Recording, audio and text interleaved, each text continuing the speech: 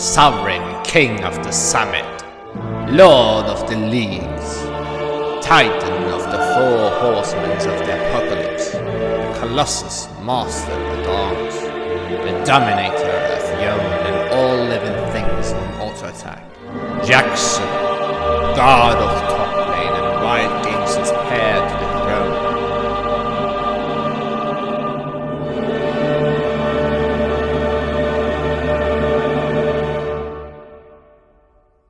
So you clicked on this video thinking you can learn to win against Jax, and especially when playing Yone? What a futile attempt, but you know, no worries. I'll teach you the tricks of the trade in dealing with this monster. In this guide, I will specifically go throughout how to deal with a Jax, not counter him, because the Grandmaster at Arms is in fact your owner, and you have to obey his commands. Joking aside, he's very much of a tough matchup, and the times you have to win against him is in fact in the early laning phase. Any and all attempts at dealing with this guy, regardless of how fed you are, can and will lead to your demise. But nevertheless, let's get into it. Disclaimer, boss music will remain during this video because you're dealing with a raid boss blessed by Riot Games. Real talk, I could end this video here by simply saying ban him. Yone struggles with two matchups quite hardly, which is Renekton and Jax. I think that Renekton tends, meta-wise, to be significantly harder to play versus, because you need to input a lot of brain power to survive. Versus Jax though, you don't require as much brain power, but nevertheless, this champion outscales you and is good versus a lot of champions. He is also a very strong and simple champion to play. Renekton just doesn't outscale, and if you manage to go even versus Renekton, he won't be that useful, except for being a meat shield. It is your choice in the end what you prefer to play versus, but Jax is for sure quote-unquote easier to play versus, but you can suffer in the later stages even if ahead.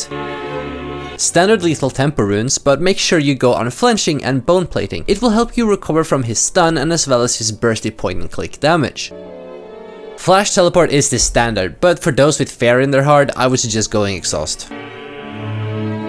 Building on Yone these days is pretty hard, but giving you some pointers in the early stages of your build is always possible. You want to go with standard boots first. Also for starter items, I would recommend going Doran's Blade, because if he makes one mistake that we'll talk about later, you can pretty much kill him, or gain a huge advantage. However, if you are insecure and you really want to play safe versus Jax, I would recommend going Doran's Shield. Although in this matchup, you should be going Doran's Blade because you want to abuse Jax early, and that is the only way you can win against Jax and actually gain a lead. Later on in the game, you're going to be submissive to Jax because he's a duelist and he straight out counters you, and trying to get that early advantage is going to be vital in this matchup. And thereafter you have two choices. First one is Kraken Slayer. This item gives you a lot of damage and is overall the best item you can go on Yone. The second one is Static Shiv. It's a terrible item on Yone, but the Shiv passive is good when you want to one-shot waves and not interact with the guy you are playing versus. For example, if you're behind versus a Jax, GG well played, but you can build Static to try to one-shot waves so you don't have to interact with him. Obviously interacting with him when you are behind will snowball your death stats well beyond the 1-digit mark. Do not go Blade of the Ruined King versus Jax, as Blade of the Ruined King will be outscaled by Jax due to his high amount of armor gain. Contrary to popular belief, Blade of the Ruined King is not an anti-tank item, and I explain this exactly why here. I do not recommend going Hullbreaker versus Jax, as Jax outscales you. You want to play with your team and win team fights, usually speaking. Otherwise, my best advice from here is to build whatever you feel like, as long as you can reason for it. You would almost always start Q level 1, then it depends on the state and aggression of Jax. If Jax likes to fight you, you should probably go E. Your E is how you deal with Jax's E. You can go W if you have a safe wave state and it's not easy for him to jump on you.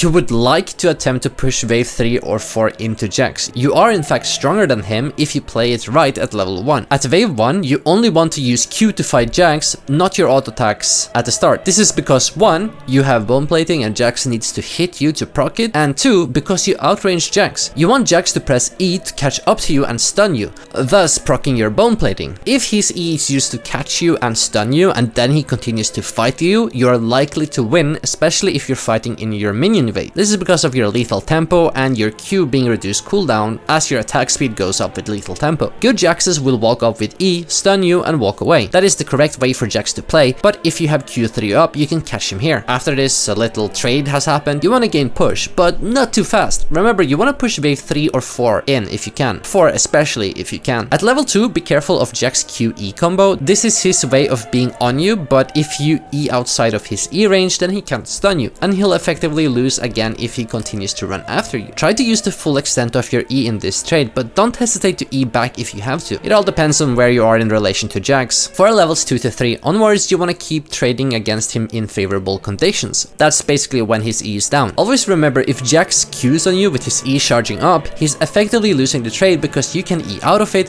Q3 out of it, or he has to use his E early in order to prevent you from dashing out, which reduces the effectiveness of this spell. Whenever his E is down, you win in extended fights, assuming that you hit your Qs, that is. Once you push in wave 3 and hopefully you have gained a bit of a HP advantage, you can wait until the wave pushes back to you by wave 5. At wave 4 to 5, you'll be contesting to get level 4 against him, as you should not be fighting a level 3 Yone versus a level 4 Jax. But remember to not hard push the wave. Make sure there is more minions on enemy side because you want the wave to be pushing into you, while also having level 4. An opportunity to kill the God King of Toplane is possible here, and you can start to freeze the wave once it comes closer to our turret. Obviously, jungle tracking matters here, and as well as wherever the enemy jungle is pathing. If the enemy jungle is coming top lane, remember to have fun while you're playing League of Legends. After level 6, Jax automatically beats you by mere stat check. I mean, look at this clip of dzukill being items ahead in damage and still losing to a Moonplay Jax, which is like 40 CS down.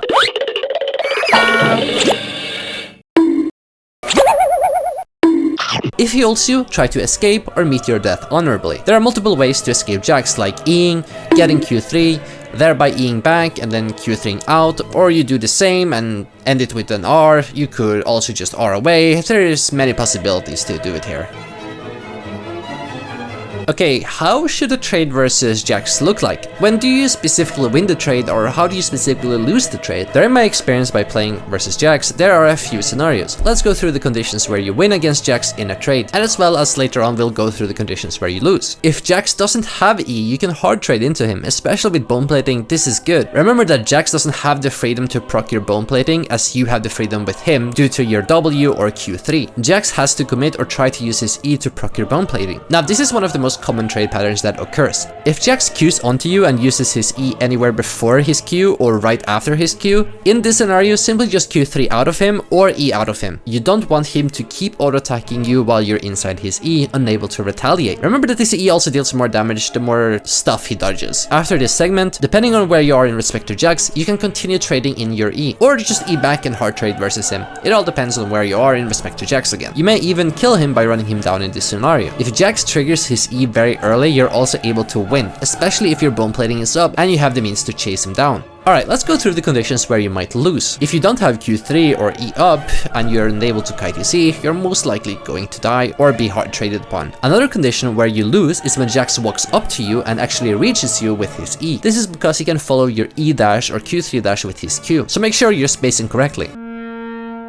You can still damage Jax in his E with your W or R, but at a reduced capacity. Try not to fight Jax in his ult. You have some agency as a champion with Jax's E stun with your own ultimate. This will give Jax some downtime in abusing this window, as he's also stunned. If Jax is running at you, simply Q his face and keep running until he does a mistake, such as Qing you or Q plus Eing you. While you're also doing this kind of kiting thing, you're reducing his HP bar. You can actually run him down with an HP difference and just force onto him. Remember, Jax's strength lies in his E and his R. If they're down or kited, he's significantly easier to beat. Save your E to counteract his E. You could try to Q3 to get out of his E though, as this is the best case scenario. This enables you to use E later on to run down Jax when his E is out. In addition, you may also rectify that one losing condition with your Q3, where Jax catches up to you with his E range by simply walking. Just Q3 out of the situation, and once he Qs onto you, you can try to E. Or do this vice versa depending on the amount of your Q3 timer. You outrange Jax greatly. Try to poke him down during the laning phase with your Q, Q3, W, and even you can trade with your E to get off some short trades like E into Q and then W, and then you can back off. You could also trade E's by Eing effectively into Jax. Jax can force his E out to basically counter your damage from your E, and then once you go back, both of you don't have E, but you will be stronger in the early game because again, he doesn't have E and he's pretty vulnerable to an all-in. Just make sure you are in a safe position if you're just gonna opt into poke though, such that Jax cannot jump onto you when you return, as you have no tools to escape his wrath.